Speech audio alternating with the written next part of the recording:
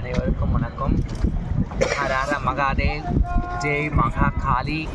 அதாவது யாருக்குமே தலையில் எழுதியிருக்கணும் இந்த ஸ்தலத்தில். ஏன்னா இப்போ நம்ம இருக்கிறது இப்போ கும்பமேளா நடந்து இருக்குது, எல்லாருக்குமே தெரியும். 144 வருஷத்துக்கு அப்புறம் மகா கும்பமேளா இப்போ நடக்குது. அது மட்டும் இல்லாமல் 12 வருஷத்துக்கு ஒரு தடவை நடக்க போகிற இந்த மகா கும்பமேளா வந்து ரொம்ப விசேஷம் சொல்லி எல்லாமே சொல்கிறாங்க. இந்த இடத்துல இந்த டைமில் அந்த பரமேஸ்வரன், நான் வழிபடுற மகா காளி, நான் எப்பவுமே சொல்லுவேன், என்னோடய தாய் வந்து காட்சி காளி. எனக்கு எல்லாமே அந்த அம்மா தான். எனக்கு இந்த அளவுக்கு பேர் புகழ் சர்வசித்தியும் கொடுத்து என்னை உட்கார வச்சு இந்த பீடத்துக்கு அதிபதியாக ஆக்க வச்சுருக்கேன்னா அந்த ஜெகன் மாதா தான்.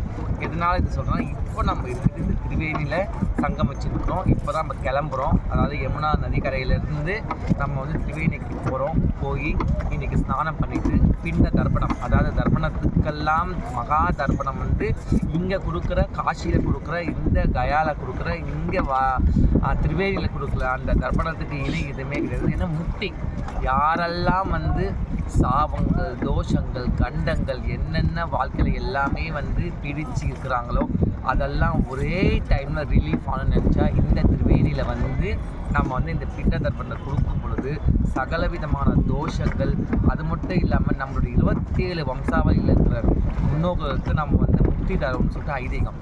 அது மட்டும் இல்லாமல் நம்மளுக்கும் நம்ம நாளைக்கு இறந்துட்டாவோ, நம்மளுக்கு வந்து நாளைக்கு நம்மளுக்கு யாருமே வந்து இல்லை, நம்மளுக்கு யாராவது வந்து பிண்டங்களை கொடுப்பாங்களா கொடுக்க மாட்டாங்கன்னு சொல்லிட்டு அப்படி ஒரு விஷயம் இல்லைனா நம்ம யோசிக்கவே தேவையில்லை. இங்கே வந்து நம்ம பண்ணும்போது மறுஜமும் நமக்கு கிடையாது, நம்மளுக்கு நாளைக்கு யாரும் பண்ணணும் அவசியமாக கிடையாது.